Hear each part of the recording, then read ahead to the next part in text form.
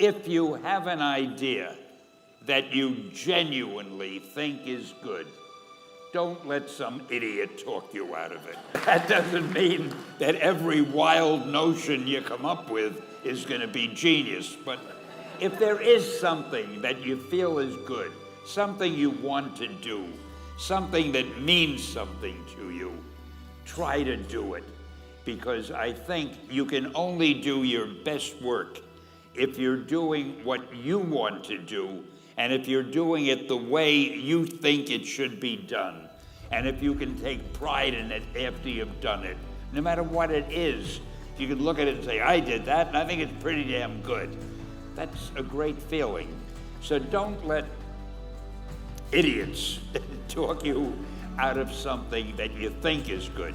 By the same token, that doesn't mean every single thing you think is good is going to win a prize. Got to have a little judgment there.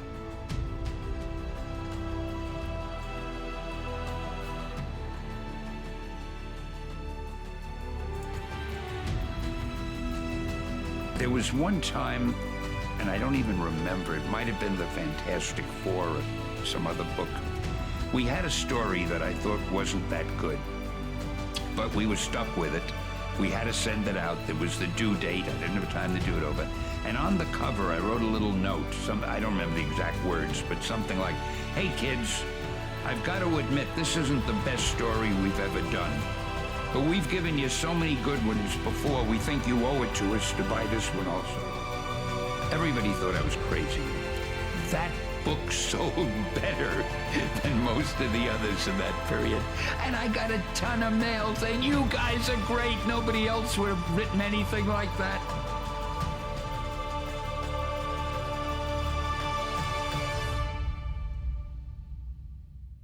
I'd like to think of myself as an entertainer.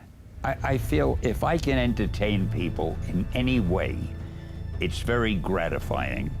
Because it's a funny thing, years ago, I used to feel somewhat embarrassed that I was writing comics. I felt there are men building bridges and working in laboratories on cures for illness and doing real things, and I'm writing these comic books. But over the years, I've learned how much joy these comic books have brought to people. And I began to realize that entertainment is very important in people's lives. Most people, almost everybody, have lives that have problems and troubles and things to worry about. And if you can entertain somebody, take his or her mind off the things that would normally be bothering them, that's a good thing to do. So I like to think of myself as an entertainer, somebody who offers a little entertainment to people in whatever form it may be. Mostly, in my case, it had been comic books. I'm doing what I enjoy doing. It's like other men like to play golf, so they play golf every chance they can. So you don't say to them, how come you're playing golf today? You played last week. It was the same with me. To me, it is such fun creating characters, writing stories, even doing interviews, even though I can't hear most of what the guy says to me. But it's an exciting life, and when you do something that you know the fans seem to enjoy, that gives you such satisfaction, you don't want to stop. My publisher had learned that DC Comics, which was then called National Comics, had a book called The Justice League, and it was selling very well. And it was made up of a number of superheroes. So he said to me, Stan, why don't you come up with a book with a team of superheroes?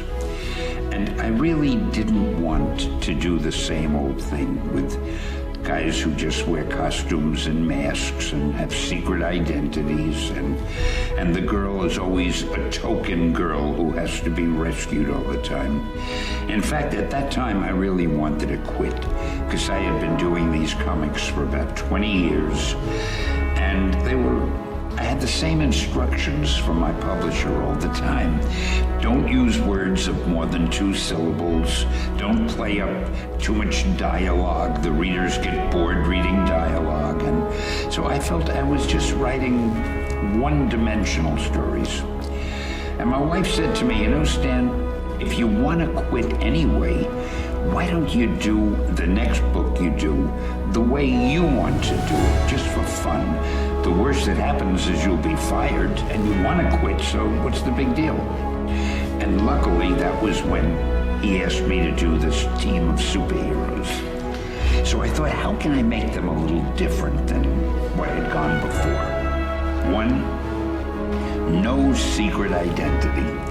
Two, the girl is going to be as much a valuable member of the team as the other three guys. Three,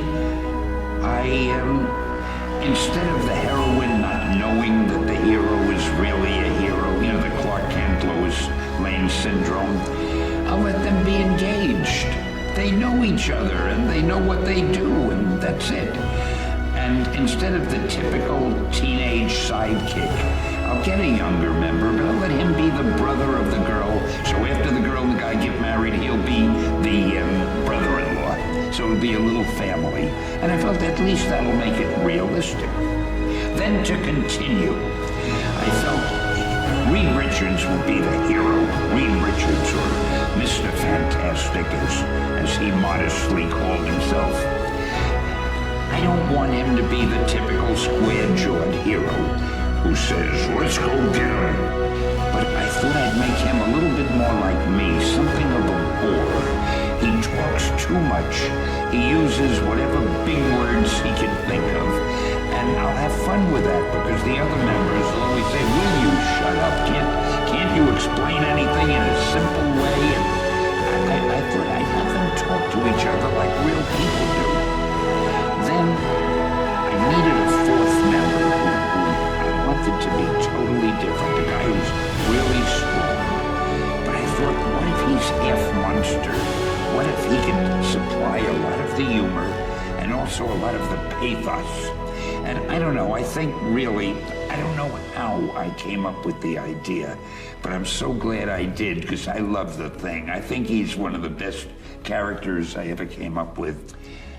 As you can probably tell, the main objective was to try to make them as close to real human beings who might have possessed superpowers as I could. I had done the Fantastic Four and the X-Men, and my publisher said, hey, they're doing well, do another one. So I came up with Spider-Man. And I said to him, I got this great idea. I want to call him Spider-Man, and he's a teenager. So I gave him the idea, and he said, Stan, that is the worst idea I have ever heard. He said, first of all, people hate spiders. You can't call a hero Spider-Man. Secondly, he said, he can't be a teenager. Teenagers are only sidekicks. And finally, he can't have personal problems. Don't you know what a superhero is? So he wouldn't let me do it. One day we had a book we were going to kill called Amazing Fantasy. When you're going to do the last issue, nobody cares what you put in it. Just to get it out of my system, I put Spider-Man in the book, and we sold it. And it was a bestseller. So my publisher called me in a couple weeks later to Stan, you remember that character, Spider-Man, that you and I liked so much? Why don't you do a series of it? That's how Spidey was born.